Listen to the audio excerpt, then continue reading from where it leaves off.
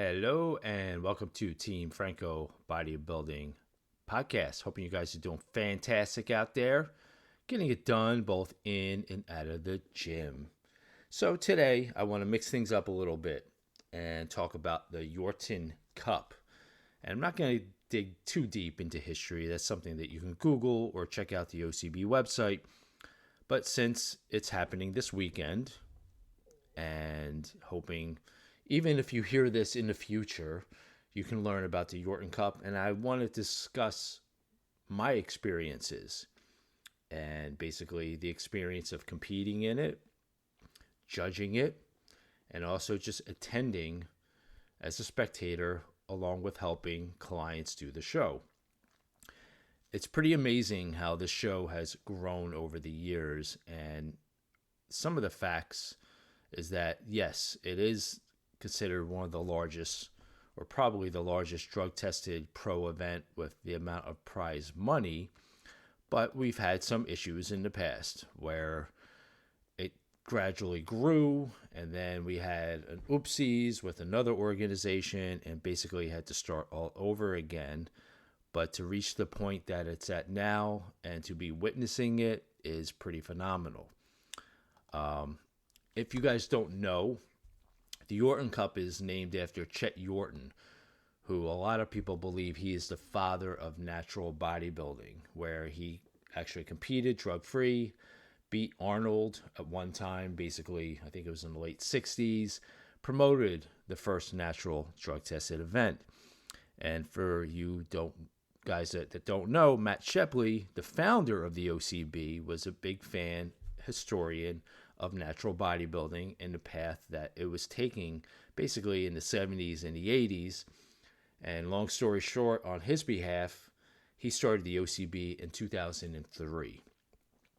After it building up for a couple of years, he actually had the first Yorton Cup, I believe in 2005, which it was just still an amateur event. It was called the Yorton Cup, but it was still an amateur event, and really only because the OCB was only around for a couple of years and just building momentum.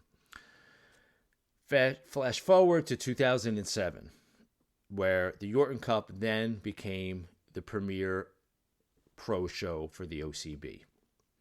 And my personal experience, that was my first pro show, where I had won my pro card 2005.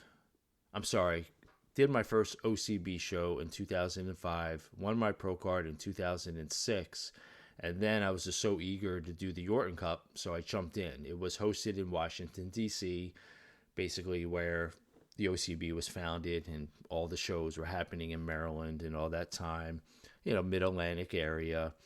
And just to give you an idea how much it's grown, back in 2007 when I competed in the show, there was men's bodybuilding, women's bodybuilding, and figure. That was it. It was coupled with an amateur portion, but that was it for the pros. And in men's bodybuilding, there were only 15 of us. And so it was just one large class. Personally, I had no expectations of the show. I just wanted to do it. Thought it would be cool to compete as a pro after all those years. And I was very happy on how things went as far as my experience on stage. And unfortunately, I can't find it anymore, but for the longest time, the judging or the prejudging of the men's bodybuilding was on YouTube. So if any of you guys can find it, send it to me. We were on stage, I think it was about 25 minutes. And the reason being is because the top 5 guys and the next 5 guys were so close, we were bouncing back and forth. And I think I did the most posing because I was on the cusp of the top 5, but I was on the high end of the top 5 for the next set, and I was just going back and forth, being compared with the top guys and then the next tier of guys. I didn't care. I had a blast. Everyone's sweating on stage, groaning, pushing hard, and it was one of the best experiences in my life. I finished 7th, I think so. I think that's what it was. But what was interesting, and it really didn't matter to me, but, Matt Shepley, the founder, God rest his soul, he actually emailed me like days after the event, and I still have the email saved, saying that he thought I should have placed better, not taking anything away from the other guys, and he shared the scores with me. And this is what's interesting, and for all you listeners who are interested in learning what scores are and placements and how close it can be, me finishing in 7th and the 6th place guy were literally tied. We had the same number of points. And each of us were only 1 point from 5th place. So 5th, 6th, and 7th were all separated by 1 point, right? It's incredible. Although the guy that finished in 6th, he beat me on the tiebreaker, and that's a whole thing that if you're curious, you can go on the OCB website, look it up. But that's how close it was.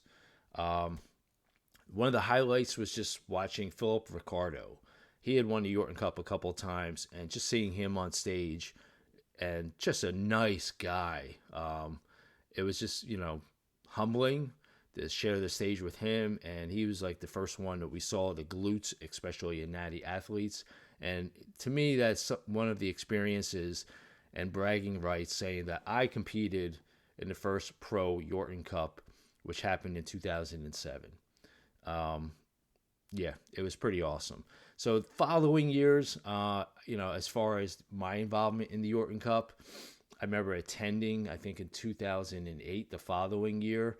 2009, I did not attend. I had the thoughts of competing, but I did a big pro show up at Cape Cod, and then I just had a blowout, and I couldn't get it together, so I didn't compete. And then a few years after that, I judged it 3 or 4 years consecutively. And what was interesting, the show kept on getting bigger and bigger. And then judging the pros as far as when bikini and men's physique came on board, it was like a snowball effect of just getting larger and larger. And just to be part of that and to judge it, which is quite difficult, and I'm going to get into that a little bit more, it was just amazing to be part of something. Even I was handing out trophies at one of them as one of the judges, and it was just a phenomenal experience.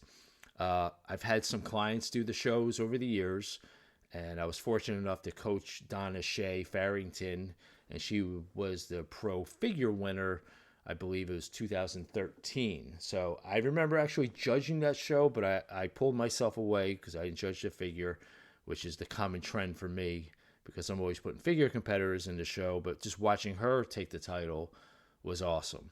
So yeah, judging it for a few years. And then I remember 2019, after a 7-year layoff, I competed in the Yorton Cup. It was just, we had some lean years before that. And basically, I remember doing classic physique. And classic physique then was just building ground. And there were only 12 of us, or maybe 13 or 14 of us split into 2 height classes. I was fortunate enough to get second place in my height class, but didn't finish the top 3 overall, which was fine for me. It was just another great experience. As the time went on and we're closer to nowadays, especially after COVID, the show has exceedingly to get bigger. And I believe there's over 250 athletes this year alone.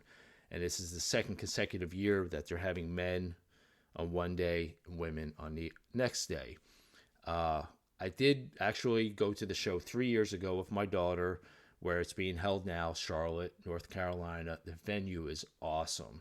It really is. It has everything that a competitor and a promoter wants. Big stage, good lighting, good sound, backstage area, upstage area, all that good stuff.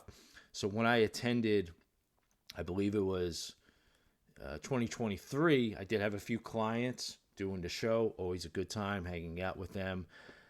The following year, which was actually last year, 2024, I was asked to judge again, and that's what I was talking about. It was difficult.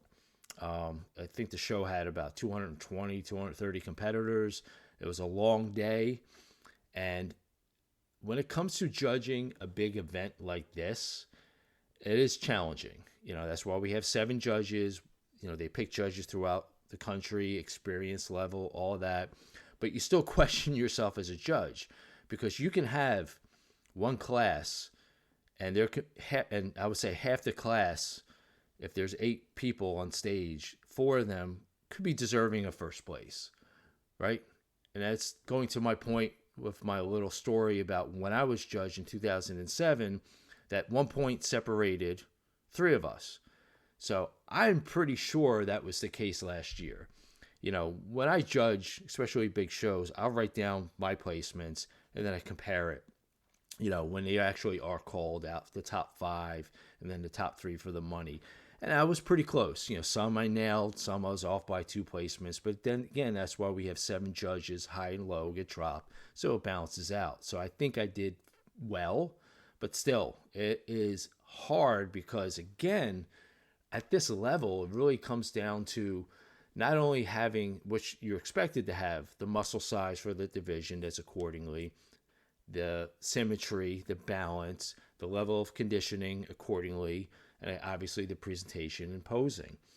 But it's just like not easy at times. And you're like, wow, first and second, it can be interchangeable, or second and third can be interchangeable. And if someone gets fifth, they're really not a fifth place finisher or even last, where you can be doing any other pro show, a smaller show, and they can come in first. So if you ever make it to the stage of the Yorton Cup, it's all about absorbing, and being in part of something great and something that's built up for almost 20 years. Now, yes, we want to win. We want to kick ass. And yes, there will be 7 winners. But out of 250 people, it's not an easy feat where, I wouldn't say the word luck has to come in play, but yeah, you got to be perfect that day, and you got to understand that it may not land it the way that you want to, but sometimes it does, and it's just one of those things where I'm telling my clients this year, the 2025 event that I'm attending and not judging, it's you did everything possible. It's just about having fun, going out on stage, being honored that you're with the best of the OCB throughout the country and even the world now. And it's another learning experience to move on and upward. And that's really the experiences of the OCB Yorton Cup that I've had and just wanted to share with you guys. It's been held in the same place at Charlotte. I foresee it staying there because it's the middle of the East Coast, and that's where most of the OCB competitors come from. But who knows? It may move to the West Coast. I believe years ago, it was in Arizona at one point. And another funny anecdote, if you guys have been to my Burlington show, you know that the location as far as the venue is awesome. It does have some flaws, like the lobby is really small. But as far as space, stage lighting, capacity, it's one of the best ones. And I actually remember, and I've already promoted some pro events there. Matt Shepley, he's helped me out at my shows, do photography, do some polygraphing, and he's looking for a new place for the Yorton Cup. He's like, Joe, do you want to run it? And at that moment, I was like, nope, not me. Maybe I should have, but at the time, understanding, the pressures of just running a regular amateur show with a couple pro divisions has its challenges. And now to be on the national stage of running a show, yeah, if you were asking me now, yeah, I would do it. But back then, I guess I just wasn't as confident in my abilities. But yeah, I would run it hands down.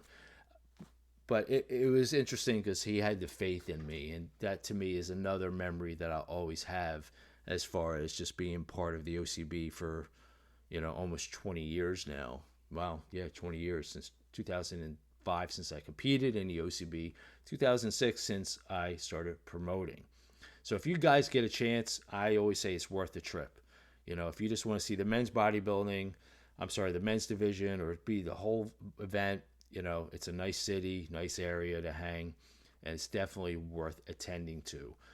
Nothing beats watching a show live, feeling the vibe, getting the excitement from the competitors, the flow of the show, and just really the history of how far it's come since inception of just being an amateur show and then a first year pro show in 2007 with probably, I would say, 70 pros tops, to where now it's approaching 3, almost 4 times that amount. So again, it's all about history of natural bodybuilding, guys, and I see it only coming up, and it's one of the highest profile events to compete in, always something to shoot for. So I'm going to leave off, hoping everyone's doing great out there. Just wanted to share this with you guys, and I'll talk to you next time.